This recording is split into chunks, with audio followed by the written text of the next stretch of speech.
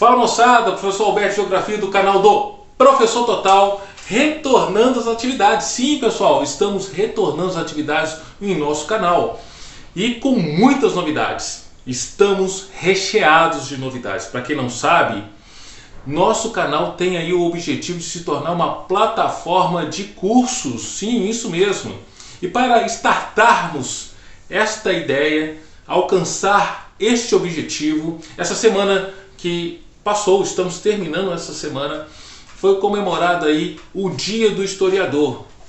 E para homenagearmos o historiador, eu convidei o meu ex-aluno, meu amigo, graduando de História, Felipe Amâncio.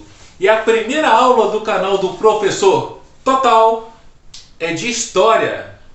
Fica conosco, esta aula que você vai conhecer é depois, tá? Vinheta!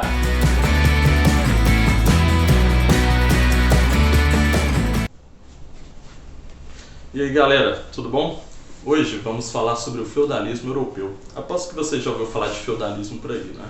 Então, feudalismo nada mais é do que um modo de produção. O modo de produção é o jeito da sociedade gerir sua economia. Antes já existiu o escravismo, depois você com certeza conhece capitalismo, comunismo. Todos eles são modos de produção.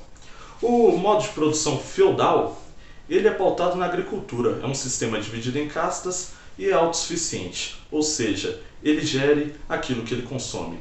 Existe um comércio, mas ele não é dependente do comércio para subsistir. Com a queda do Império Romano e as diversas invasões bárbaras, a sociedade procurou sair da cidade para ir buscar refúgio no campo. Eles migraram procurando auxílio dos grandes proprietários rurais, fornecendo para eles trabalho em troca de proteção. Essas grandes propriedades que receberam todos esses camponeses depois ficaram conhecidas como feudos. Com o fim da Idade Antiga, o cristianismo já tinha se abrangido por toda a Europa. A igreja era a instituição mais rica e poderosa. Segundo alguns estudiosos, a igreja possuía 1/3 de todas as terras da Europa. Era muito comum que os grandes senhores feudais presenteassem a igreja com terras e riquezas, a fim de garantir o seu espaço no céu. Por outro lado, a igreja também garantia o direito divino desses grandes senhores. A igreja alegava que Deus dividiu os homens em 3 classes. O clero, que são os religiosos, monges, padres e o próprio Papa, são aqueles que oram. Tem os nobres, que são os grandes guerreiros, os grandes senhores, os proprietários rurais, os senhores feudais, que são aqueles que lutam. Lembra daquela relação de proteção? Que os camponeses procuraram os nobres a fim de terem proteção nos feudos? Então, e ainda alega que Deus dividiu os camponeses, os servos, que são a mão de obra, aqueles que trabalham no campo e nos castelos. Para trabalhar no feudo, o camponês jurava lealdade ao seu senhor feudal, o qual fornecia a ele terras e proteção, em troca de tributos e serviço. Essa prática é conhecida como colonato. Lembrando, o colonato, camponeses produzindo para o seu suzerano em troca de proteção. Imagine você, grande senhor feudal, uma terra extensa, muitos trabalhadores, muitos camponeses morando lá. É muito difícil você conseguir administrar tudo aquilo, não é? Então, o que os senhores feudais faziam? Eles subdividiam seus feudos em pequenos espaços agrícolas e colocavam sobre a administração de outro nobre também. Lembrando que toda essa sociedade é dividida entre as 3 castas. Quem nasce camponês não vira nobre. Quem nasce nobre não vira camponês. Os nobres ficavam entre eles e subdividiam o seu terreno, passando de um nobre para o outro. Este nobre, o grande senhor, que cedeu ao menor senhor um pouco de terra para ele conseguir se administrar, esse era o seu suzerano. O suzerano, o grande senhor, que passava um pouco de terra para o seu vassalo. Essa relação é conhecida como comitatus, uma relação entre o suzerano e o vassalo baseado na lealdade. Essa prática de subdividir os feudos era uma boa estratégia de administração, pois descentralizava o poder e não mexia nos rendimentos, pois os vassalos que juraram lealdade ao seu suzerano deveriam pagar os impostos dessas terras que eles receberam. Tudo que era colhido lhes era passado ao suzerano da maneira devida. Não somente com os impostos, mas os vassalos também juraram lealdade ao seu suzerano em conflitos militares. Todas as causas que os suzeranos se envolvessem, os seus vassalos eram convocados e eles iriam em apoio. Vocês já devem ter assistido Game of Thrones, se sim, devem lembrar de uma cena marcante. Robb Stark convoca todos os seus vassalos para juntar um exército para resgatar seu pai, Ned Stark, da capital. Aquilo era um clássico exemplo de vassalagem. Pois é, galera, The North remembers.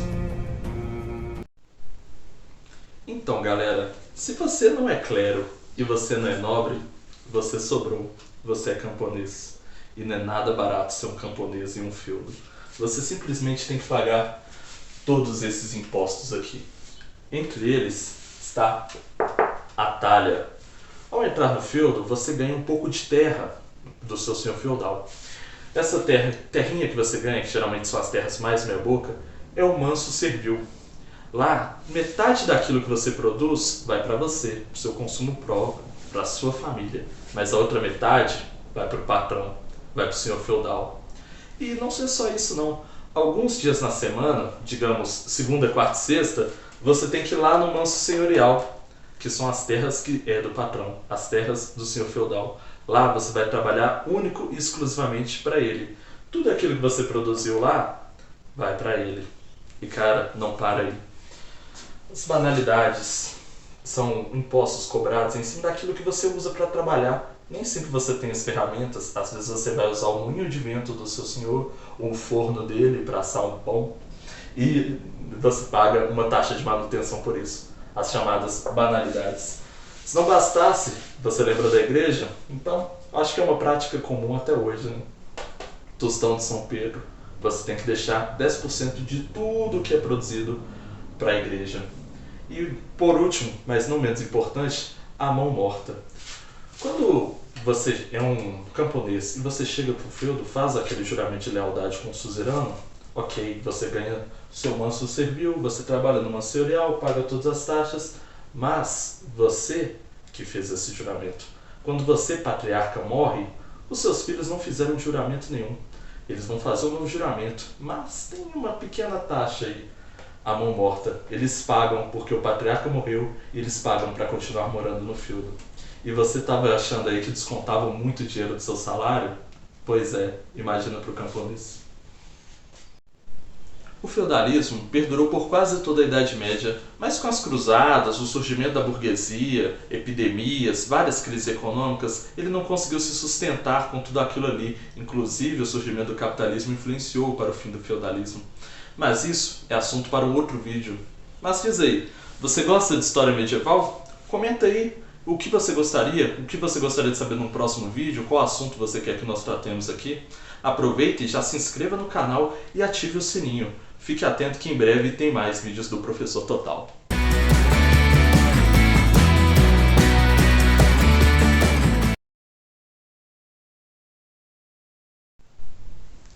Com a queda do Império Romano, pode voltar.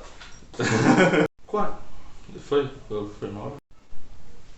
Com a queda do Império Romano e as diversas invasões bárbaras, a população saiu da cidade e procurou refúgio no campo. Devido à grande violência, eles procuraram os grandes proprietários. Travei a língua aqui. Vamos lá. Agora vai pra valer. No fim da Idade Antiga, a igreja já tinha... Pode voltar. Para trabalhar no feudo, o camponês jurava lealdade ao senhor feudal, o qual cedia a ele terras e... tá ruim. Terras e proteção. Pois é, né? Imposto pra caramba. E você aí tava reclamando que tava descontando bastante do seu salário. Imagina o camponês. Imagina o camponês, Paulinha! Imagina o camponês!